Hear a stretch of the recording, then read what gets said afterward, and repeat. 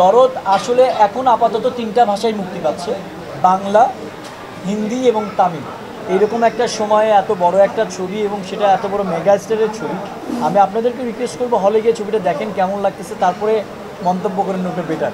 যেটা হচ্ছে যে আমাদের মিডিয়াতে একটা ব্যাপার কেন জানি আমার মনে হয়, যেমন দরদটা নিয়ে অনেক রকম পলিটিক্স হয়েছে।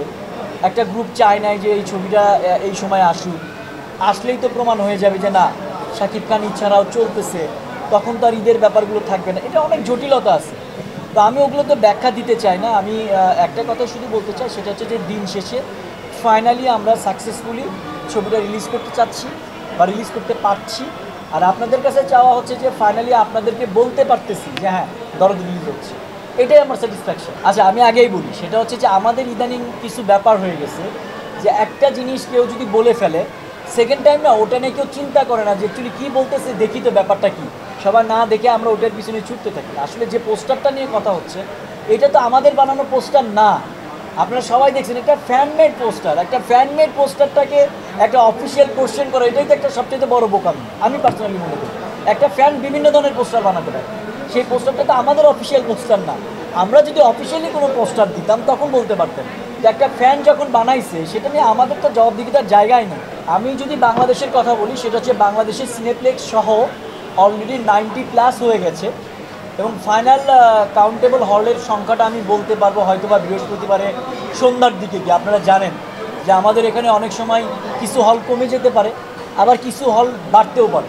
তবে দরদের ক্ষেত্রে উল্টাই হবে, আমার মনে 100 ক্রস করবে।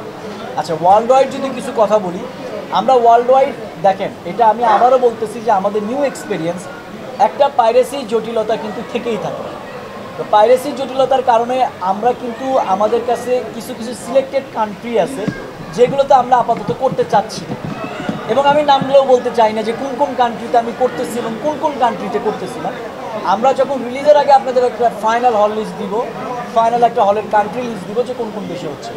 আপাতত দুদিন আগে এখন আমার পক্ষে বলা সম্ভব নয়। দেখেন দরদ আসলে এখন আপাতত 3টা ভাষায় মুক্তি পাচ্ছে, বাংলা, হিন্দি এবং তামিল। সো এটা যেটা আমরা করতেছি সেটা হচ্ছে কান্ট্রি ওয়াইজ, যেমন মালয়েশিয়া, সিঙ্গাপুর, যেখানে তামিল ইন্ডাস্ট্রিটার লোকজন বেশি, আমরা সিলেক্টেড হল এবং সেগুলোর একটা বক্স অফিস দেখে ডিসিশন নিচ্ছি যে কোথায় দিব। এবং সাথে একটা জটিলতা তো আমাদের আছে, সেটা হচ্ছে পাইরেসির জটিলতা। কারণ আমাদের দেশের অডিয়েন্সের মধ্যে এখনও সিনেমা দেখার প্র্যাকটিসটা আমি মনে করবো শুরু হয়নি। ইন্ডিয়াতেও কিন্তু ছবি পাইরেসি হয় প্রথম দিনেই, কিন্তু ওদের একটা প্র্যাকটিস আছে যে হলে গিয়ে ফিল্ম দেখা, এবং আমাদের ওখানে কিন্তু এটা কোনো হয়নি। তো পাইরেসি আমাদের জন্য আমি মনে করি এখন সবচেয়ে বড় প্রতিবন্ধকতা হয়ে আছে। সেটাকে আমরা কীভাবে ওভারকাম করতে পারবো, ওইটার উপর অনেক বিজনেস কেস, অনেক কিছু ডিপেন্ড করি।